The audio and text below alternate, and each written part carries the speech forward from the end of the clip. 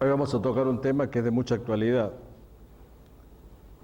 un tema que se debate en la sociedad, tema del aborto.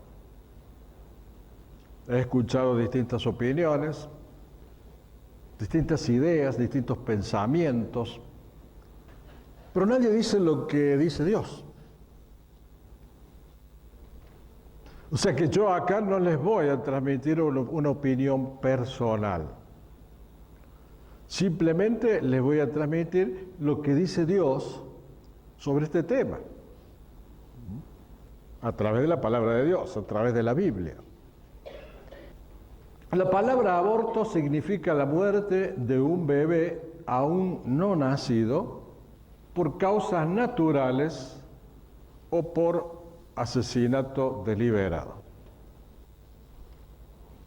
O sea, así lo enfoca el Señor. Vamos a ver qué dice la palabra de Dios, porque en este caso estamos refiriéndonos a matar deliberadamente un bebé. La Biblia no dice explícitamente no abortarás. Dice no matarás en Éxodo 20 como uno de los mandamientos. Y vamos aclarando un poquito más el tema, lo que dice Éxodo 23, 7. No matarás al inocente y justo, porque yo no justificaré al impío. O sea, el aborto significa matar a un inocente. Entonces, cuando se da el mandamiento de no matarás, se está refiriendo a no matarás, en este caso específico, al inocente. O sea que se aplica a un niño no nacido que es inocente de la decisión de la madre, es inocente, se aplica el concepto de no matarás porque para Dios es matar a un bebé. Y la pregunta ¿es un ser humano o no es un ser humano? Un bebé. Porque también una de las cuestiones que he escuchado es de que es un conjunto de células hasta una determinada edad o hasta una determinadas semanas de embarazo. Son células, no es un bebé. O bien es un feto, no es un bebé. Vamos a ver qué dice el Señor. Si se mata a un ser humano, es un homicidio. El Señor nos dice, pero los cobardes e incrédulos, los abominables y homicidas, los fornicarios y hechiceros, los idólatras, miren, todos los mentirosos tendrán su parte del lago que arde con fuego y azufre, que es la muerte segunda. Apocalipsis 21, 8 nos dice que si llegamos a la conclusión de que el aborto es un homicidio, corresponde al que produce ese homicidio y no se arrepiente llevar su vida, su eternidad al lago de fuego y azufre. Acá se trata no solamente de matar a un ser humano, sino que también se trata de matar a un ser humano inocente. El niño no pidió ser gestado, él no pidió la gestación, él no tiene culpa. Él no pidió venir al mundo, él no tiene culpa. Dios nos conoce desde que somos embriones y ya tiene un plan para los niños aún no nacidos. El Salmo 139 y 16 dice, mi embrión vieron tus ojos y en tu libro estaban escritas todas aquellas cosas que fueron luego formadas sin faltar una de ellas. Quiere decir esto de que desde el punto de vista de la palabra de Dios, un embrión ya tiene contacto con Dios. Un embrión ya es un ser humano que se comunica con Dios. Ya es un ser humano que ve los ojos de Dios. Aún en el vientre de su madre, los ojos de Dios ya estaban en él y él tenía sus ojos puestos en los ojos de Dios. La pregunta es, ¿qué es un embrión? El embrión es el que va desde la concepción hasta la 8ª semana. Eso es lo que se le llama embrión. Y desde la 8ª semana, el embrión pasa a denominarse feto. O sea que, cuando es embrión, cuando aún no tiene 8 semanas el bebé, ya tiene contacto con Dios. Ya hay alguien que ha sido concebido porque la mano de Dios estuvo allí presente y la vida de ese niño inocente le pertenece a Dios. El ser que se forma en las primeras etapas del embarazo, ese es el embrión. En las primeras etapas del embarazo, dicen, en las primeras etapas del embarazo son células. Así dicen las abortistas.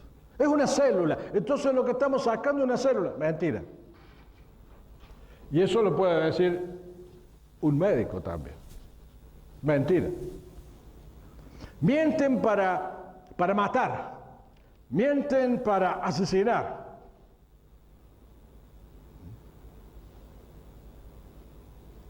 No son células. Es un ser que ya está formado.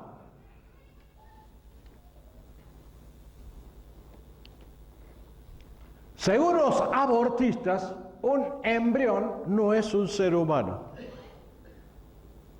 Por eso dice, hasta la 8ª semana podemos matarlo, porque no es un ser humano, es una célula. Mentira. Para Dios es un ser humano.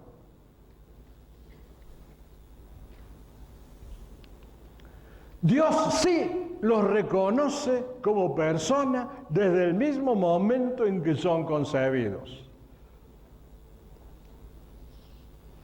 Y además, ya tiene planes para esa persona. Los planes de Dios no son solamente para nosotros que le servimos al Señor.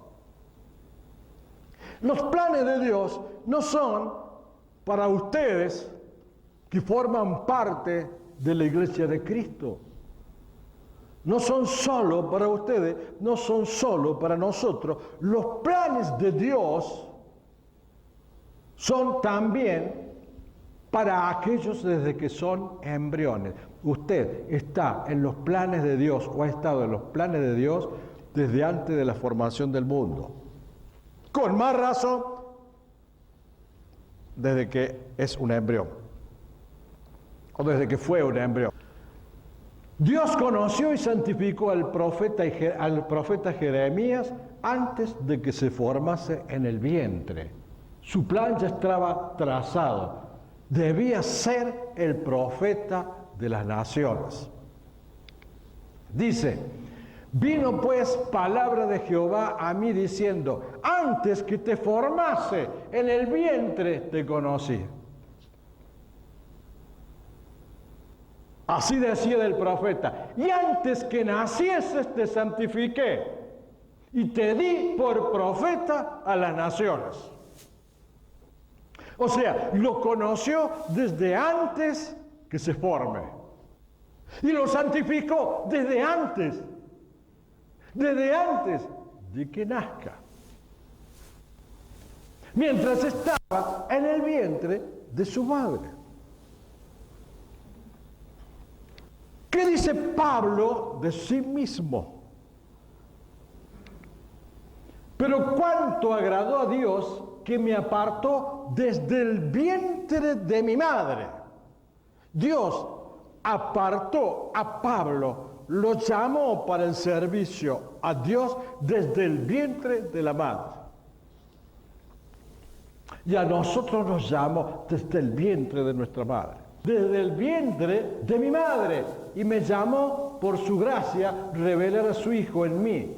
¿Y para qué lo llamó Dios a Pablo desde el vientre de su madre? Ya tenía planes para que yo le predicase entre los gentiles. No consulté enseguida con carne y sangre.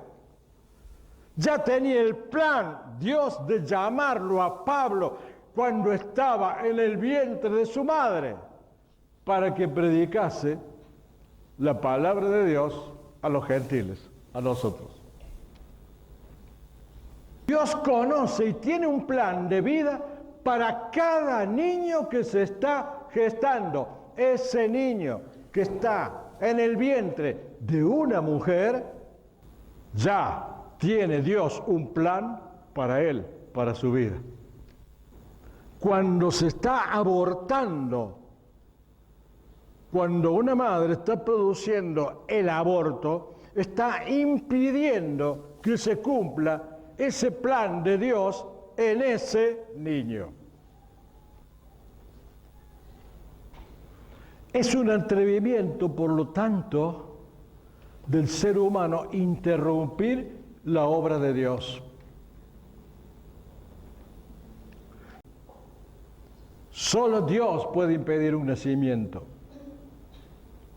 Génesis 30, 1-2 dice, viendo Raquel que no daba hijos a Jacob, tuvo envidia de su hermana y decía a Jacob, dame hijos, o si no, me muero.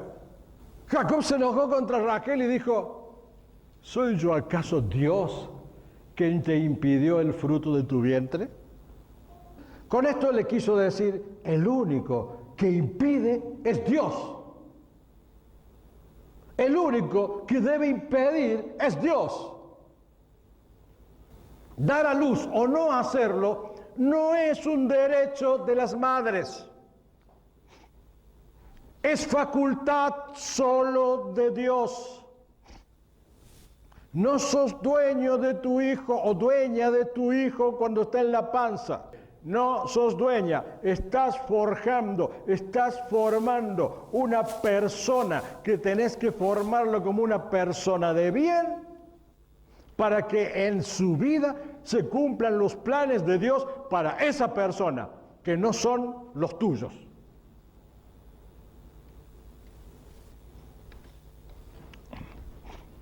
Solo Dios puede otorgar e impedir el fruto de un vientre. El hombre no tiene capacidad, no es Dios para decidir si mata o no a un niño.